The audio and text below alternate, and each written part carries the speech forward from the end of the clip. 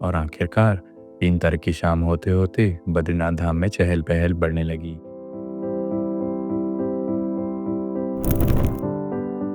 श्रद्धालुओं की भीड़ आने लगी और सबको उस पल का इंतजार था जब भगवान बद्री विशाल के कपाट खुलने वाले थे।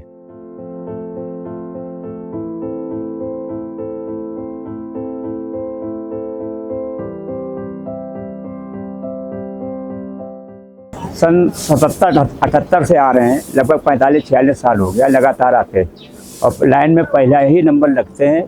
उस टाइम पे ना ये टीन वगैरह हुआ करती, ना कोई व्यवस्था होती थी, चाहे बर्फ गिरे, लेकिन लगना हमको पहले ही पड़ता।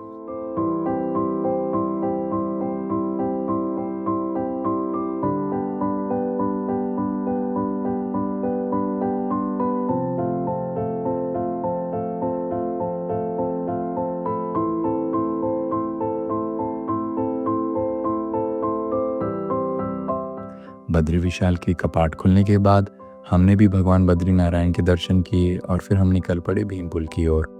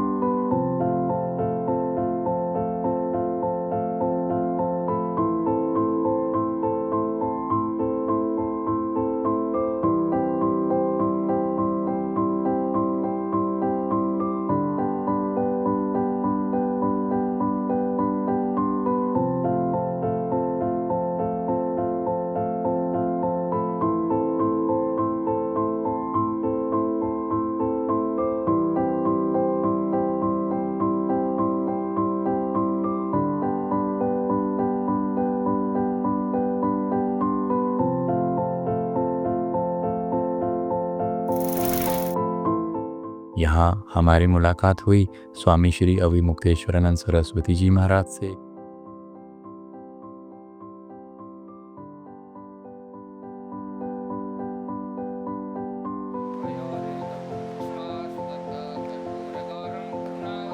हम भी शांत मन से बैठ गए उनके गहरे अनुभवों और आध्यात्मिक विचारों को सुनने के लिए।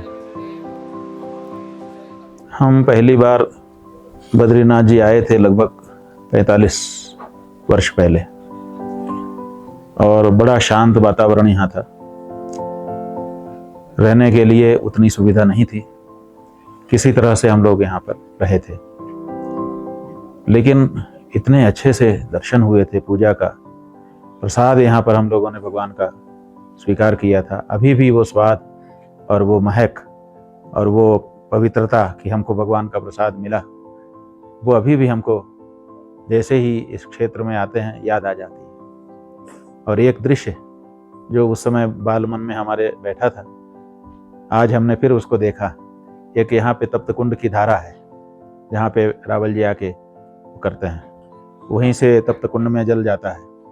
तो उसी कमरे में एक खिड़की है और उसी खिड़की में हमारे पुरोहित जी वो चंदन घिसते रहते हैं।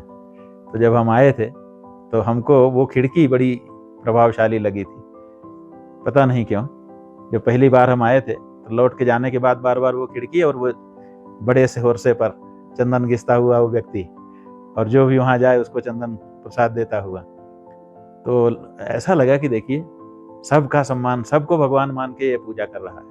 हमारे मन में जो हमारे बाल मन ने उस समय अवधारण किया वो ये कि हम सब तो आ रहे हैं भगवान की पूजा करने के लिए, और ये व्यक्ति चंदन घिस घिस के सबको लगा रहा है, ये सबको भगवान समझ रहा है। तो वो खिड़की सबसे आकर्षक हमारे लिए रही थी। आज फिर हम जब गए तो हमने वो खिड़की देखी। कोई इस बात को तो जानता नहीं था, लेकिन हमको वो चित्र और आज का चित्र प्रत्यक्ष हो गया। अपनी इस बद्रीनाथ और माणा की यात्रा को समाप्त करने से पहले अब बारी थी माणा गांव को एक्सप्लोर करने की। और हम निकल पड़े माणा गांव घूमने। और हमारा साथ दिया माणा गांव के ग्राम प्रधान जी ने।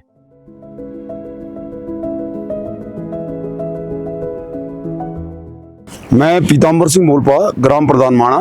इस गांव में मेरा जो रिवर्स माइग्रेशन हो 1996 में हुआ। जो ये विशाला क्षेत्र है, भगवान बद्री विशाल का जो क्षेत्र है, इसका मुख्य पड़ाव माणा गांव हुआ करता था, क्योंकि यहाँ पर जो भूमिधर हैं बेसिकली माणा के लोग ही हैं। 1962 से पहले इस गांव का जो व्यापार था वो भारत और तिब्बत के साथ हुआ करता था, और वस्तु विनिमय आधार पर ये व्यापार हुआ करता था। पैसे का लेन देन नहीं, वस्तु के आधारित हम जो सामान उनको देते थे उसी सामान के एवज से हम उनसे सामान लिया करते हैं। तो हम बेसिकली जो है माणा गांव के लोग ट्रेडर्स रहे हैं।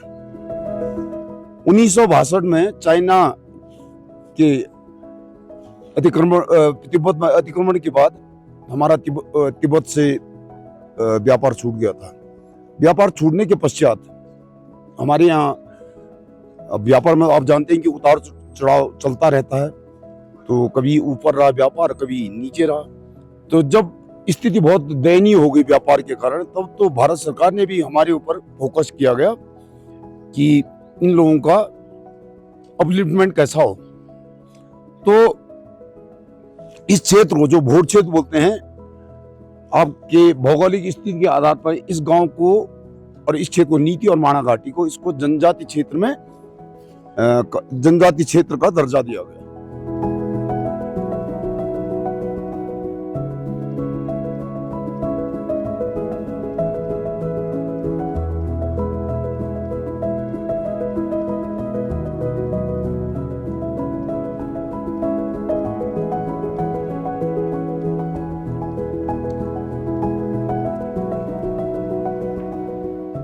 माणा गांव की लिटरेसी रेट जो है 96% है। सभी अच्छे पढ़े लिखे लोग हैं। सरकार का जो भी वो मिला, सहायता मिला, उससे लोगों ने उसका फायदा उठाया। तो आज लोग अच्छे पद पे भी हैं, और समय के साथ साथ अब कॉम्प्लिकेशंस भी बढ़ता जा रहा है, क्योंकि पॉपुलेशन भी बढ़ेगा, ऑब्वियसली बेरोजगारी बढ़ेगी, कई चीजें हैं। लेकिन इस नारायण की नगरी में यात्रा काल में अभी गांव की जो वो है, क्या बोलते हैं, आर्थिक स्थिति यात्रा काल से ही बहुत सुधर गया। कारण जो बद्रीनाथ में यात्री आते थे पहले, उसके 50% यात्री माणा को आते थे, पर वर्तमान दौर में मैं देख रहा हूँ करीब 70% यात्री यहाँ को आ रहे हैं। माणा गांव के प्रधान जी ने न सिर्फ हमें माणा गांव घुमाया, बल्कि उस पूरे क्षेत्र के ऐतिहासिक, भूगोलिक और सांस्कृतिक महत्व को भी समझाया। मोलपा लोग हैं, मोलपा परिवार का तो पूरा एक मन हिल के नाम से एक गांव है, वहां पर पूरी बसावट थी हम तिब्बत क्षेत्र में। तो हमारे काफी सारी प्रॉपर्टी वहां छूट गए थे भाषण के लड़ाई के बाद। तो तिब्बत से जो हमारे संबंध हो सकता है कि उसमें मुझे लग रहा है कि मैट्रिमोनियल अलायंस भी हुआ करते थे। किसी के जो परिवार असरदार थे उनके शादी ब्याह भी हो सकता था। तो आपने खुद सुनी अपने घर पर? हमारे बुजुर्गों से सुने। मेरे पिताजी बड़े अच्छे वो थे, इंटरप्रेटर, दुभाषिया बोलते थे। अच्छा उनको तिब्बत की जानकारी थे अच्छे। उनमें तब अभी 2011 में करीब 90 के उम्र में उनकी मृत्यु हुई थी, और अच्छे उनमें से थे, एक इंटरप्रेटर में अच्छे व्यापारियों में से थे। यहाँ की जो भाषा है, जो मोलपा समुदाय है, रोंगपा समुदाय है, इनकी और तिब्बत की भाषा में बहुत समानता है क्या? माणा का जो भाषा है बेसिकली एक क्रिएटिव लैंग्वेज है। हमारे कोई स्क्रिप्ट नहीं है, केवल ये लैंग्वेज जो बना। हम जो अनाज वगैरह लेते थे, हमारे गंगाड़ बोलते थे, गंगाड़ी बोलते थे हम नीचे वालों के, नीचे क्षेत्र को, जोशीमठ से नीचे क्षेत्र, उनसे जब अनाज लेते थे, उनसे हम आपस में हम बात अपनी भाषा में बात करते थे, और उनसे कन्वर्सेशन उनकी भाषा हम सीख चुके थे। फिर तिब्बत में जाते थे, अपना ये भाषा एकदम क्रिएट हो गया। तो इस भाषा में जो अभी वो है लैंग्वेज का जो इनपुट है, उसमें गढ़वाली, तिब्बती और अंग्रेजी और हिंदी सभी का पुट है। तो एक इसको ये आप ये कह सकते हैं कि जो मरचा भाषा डेवलप हुआ वो बिजनेस लैंग्वेज के तौर पर क्रिएट हुआ, कि ताकि हम जो गंगाड़ियों से बात करें अपने भाषा में बात करें, उनको पता नहीं चले कि हम किस भाषा में बात करें। तिब्बतियों से बात करें तो अपने भाषा में बात करें, तिब्बतियों को ये समझ नहीं आया ये क्या बोल रहे हैं। तो ये सभी क्रिएटिव लैंग्वेज, क्योंकि मानव स्वभाव तो है क्रिएशन का, अपने उसके लिए क्या बोलते हैं सिक्रेसी के लिए ये चीज अपने में डेवलप हुआ। हालांकि आधुनिकता की हवा आज यहाँ तक पहुँच चुकी है, लेकिन फिर भी कुछ घर और परिवार आज भी परंपरा और संस्कृति की डोर थामे हुए हैं।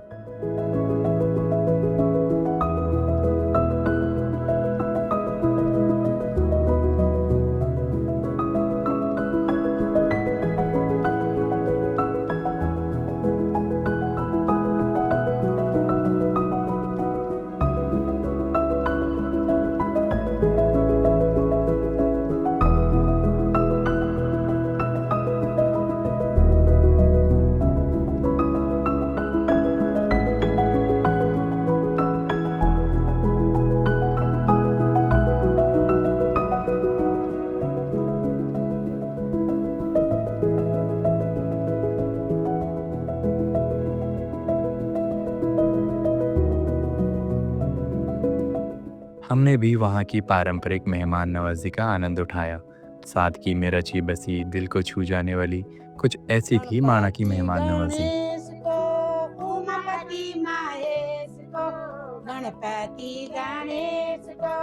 पहला पहला आज हमारे गांव में आप लोग आ रहे, श्री गणेश तो होना ही है ना। मेरा परिणाम है, मेरा परिणाम है, मेरा परिणाम है। दुर्गा महारानी को अष्टभुजाधारी को, दुर्गा महारानी को अष्टभुजाधारी को मेरा परिणाम है, मेरा परिणाम है, मेरा परिणाम है, मेरा परिणाम है। दुर्गा की गणेश को, उमापति महेश को, गणपति गणेश को, उमापति महेश को। माना का ये असली चाहिए ही है, यही सारे सुना दीदी। ये पानी ना, पानी में एक चाय पत्ती के बदले जारंग बोलते हैं ना, ये क्या उबाल देंगे। देहरादून चाय पत्ती, जिसको चाय पत्ती होता है ना, जो चाय पत्ती हाँ, वही है। डंडल वाला पार्ट होता है। देहरादून में मिलता है। सात दो घंटा पे चाय पत्ती से फिर वो ज्यादा प्यूरिफाई हो जाता है।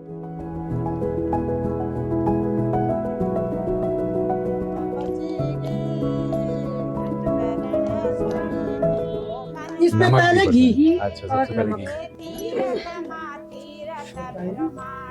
ये है पानी।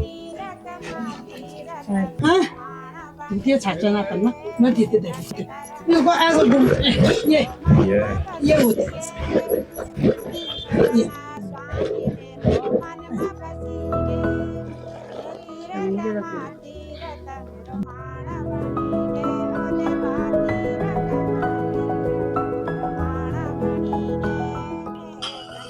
घी भी है इसमें बहुत। अच्छा, इससे ताकत में क्या क्या फायदा होता है? ठंड कम लगती है, ठंड कम लगता है। हाँ गर्म वो अच्छा होता है ना ये।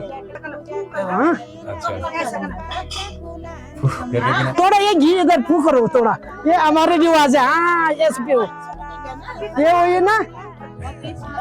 हाँ अच्छा हो रहा है, बहुत अच्छा हो रहा है। हो रहा ठीक।